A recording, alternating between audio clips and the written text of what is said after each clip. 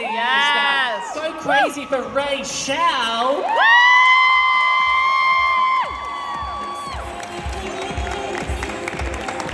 We bow down, we bow down. Now, do you have any idea that it would be so special? Well, no, because they told us that the show was only going to last 6 months, if that. At the time, people were very, very jealous of Lloyd Webber because he had had Cats, success with Cats. He was about to open Phantom of the Opera. So we didn't think we were going to run. And I didn't understand why. In fact, we only did the show with the real, I don't know if it's with you guys, we only did the show with the full original cast for 4 performances. And then 4 performances. And let me say this, everybody can't do Starlight Express, baby. You have got to be bionic to do that show. I mean, I remember the first time me and Francis they told us not to go to the theater, don't see the set.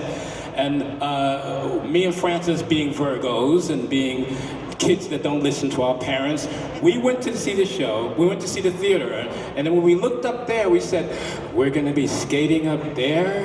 Because they hadn't told us that. We had rehearsed the show on a flat thing. And we went to the theater and saw all these things up in the air and all the way around. Francis, being Francis, went and skated on this lip. She went and flipped over on her back and winded herself and couldn't breathe.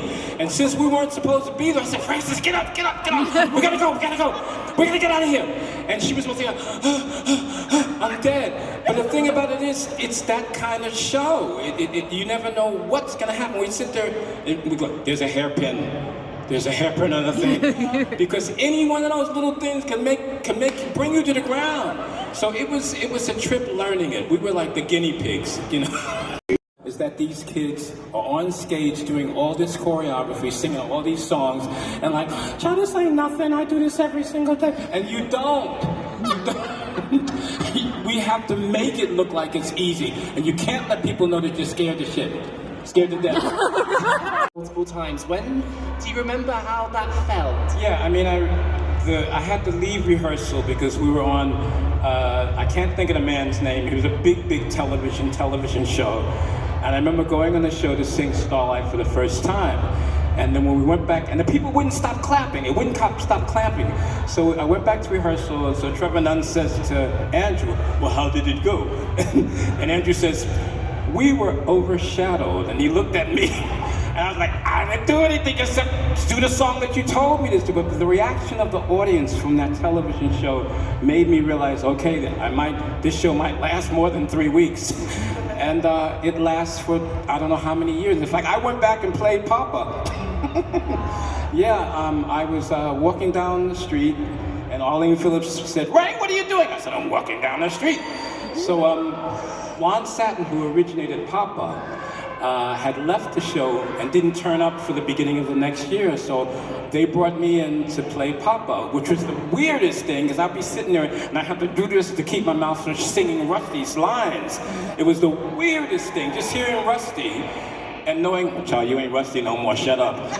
But to sit here next to the new Rusty is just incredible. I mean, just looking at me, it's like Papa looking around. It's just mind-boggling. It is the gift that keeps on giving. And to have a mama, Lon Satin would be really, really proud of you. You know what I mean? Just seeing, like, this was, Jeffrey Daniels played Electra, originated, Tom Joad played Electra, and just seeing all the young people and then actually remembering the people that did it when I was there, I just cried during the whole thing, you know. Massive legacy. It really is. It's so special. And the fact that you've been able to come and see it so many times. Too much. Grandchildren said, I want to see that show. You know, they weren't around when I did it, so I had to take them to see you guys. To have electrolysis to get this girl to work again. Seriously, that's how everybody can't do Starlight. It is, is it dangerous? I hear you, yeah. Why do you think Electra was doing so many static poses? While everyone's skating around me to avoid that very thing. It's a song about belief, and I know for us Rusties, the taunting that you get from the company, not as personal people, but the cast members. Rusty is isolated, and just the belief. For 2 years, I am the Starlight. I can do anything. I believe that now. It took me about 40 years to buy into it. But it is true. If you have it in your here, and take it from here and put it in here, you can do anything if you choose to. So I think that's the story of Starlight, it's just self-belief. I am the Starlight, I can achieve anything, right? Right. What I had to do is bring the character from inside. I had to bring it from inside, because Electra was all flashy and had all the lasers and stuff like that. And here's Rusty, and it's all, I mean, seriously, rusted. You know? Broken and busted, it was down, but yeah. Tell me about performing that title song. It's such a special moment. You've done it from both perspectives. Watching, even you two performed on, was it the Royal Variety or something? I am the Starlight, yeah. At the Olivier's. The Olivier's. Yeah, so this is was crazy, so guys. moving. There's actually this, I've been going down the rabbit hole. There are so many like similarities, even from like Royal Variety, Olivier's as well. We both got nominated and won the same amount of Olivier's as the original and the revival, which I think is pretty cool. And like singing, for example, I Am the Starlight, that song is ridiculous. And even though like in this version, we have the stars, we have the platform, we have this, which is so cool, and it makes it my favorite number. Even if you watch versions of your original version, it has the same goosebump moment, because it just shows that no matter what, it is all about the message. And that song is hard. Like, these guys know, there was not a day that I wasn't having a fuss about that song in rehearsals. I found it the hardest to sing, I found it the hardest to actually connect to, but something one day just clicked, and I was like, you know what, actually, I think because I started to believe it myself, that I conveyed it through the show. I remember that moment. I remember you saying, I'm not going to be fearful of this song anymore, and you just went into it, and it was magic! And it was magic every night. And just watching it made me appreciate doing it more. Just watching it just made me appreciate the opportunity of doing it. And like, it's a trip. I had never met Shivana. Tell me I'm telling you, say your name right. My daughter says I'm saying it wrong. Jeevan like what? Shivan? Jeevan like Steven, guys. Jeevan. I say this all, like, I think I say Steven as much as I say Jeevan at this point, but guys, if ever you're worrying about the name, think Steven, write it. I'll tell my daughter, because she said, Dad, you're tearing up this boy's name. So, when I saw, before I met him, there was a connection between, because he was the new Rusty. And I said to myself, oh my God, it's another man of color, which made me feel good about it, because we don't get that many opportunities to lead shows like that. We don't get those opportunities. And the fact that I'll always be indebted to Andrew Lloyd Webber, because he gave me an opportunity. He changed my life. And he did change my life. I remember going to see, there was a meeting, and he had McCartney, Paul McCartney's, Linda Eastman was there, all these people, these famous, and I was just gonna walk to my table. He got up from his table, came over to me, put his arm around me, took me to the table, and said, this is the star of our show. He didn't have to do that. You know, he could have been a Trump. But he did. So it taught me that artistry is artistry. If you're an artist, you got that in your heart. It humbles you. This man's got more money than, I don't know if he's got more money than God, but he's got a whole lot of money. He's close. But he's close. Amen. But the fact that he has humility just taught me a lot about treating people the way you want them to be treated. And I think that's just one of the messages of the show. No matter who you are, what you are, this is Andrew Lloyd Webber. He's got shows all over the damn world.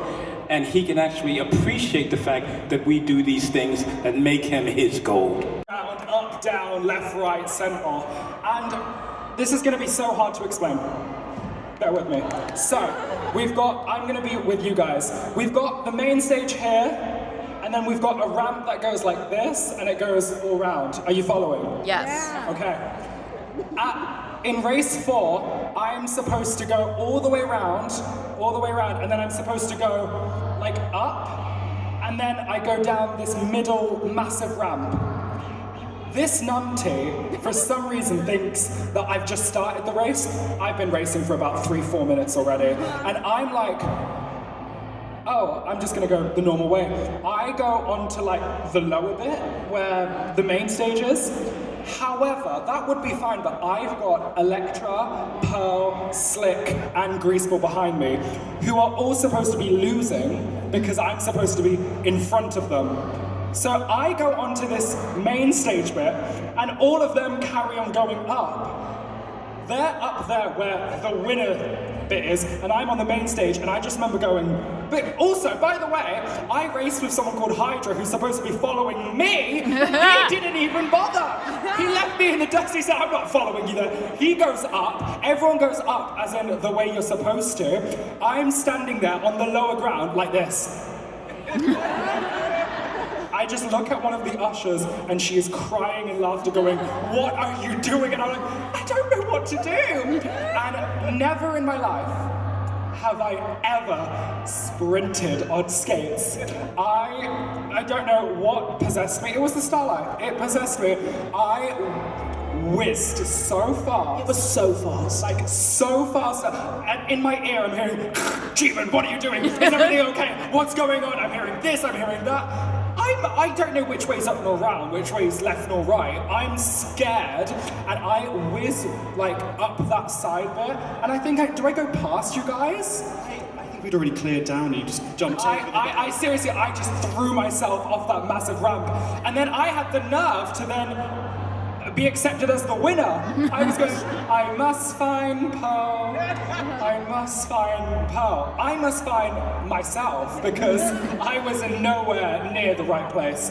And I don't know if that looked very convincing, but I don't really care because that was something which I think about quite often because it was really embarrassing. I just remember seeing Tom's face at the top going, But, so technically who won the race?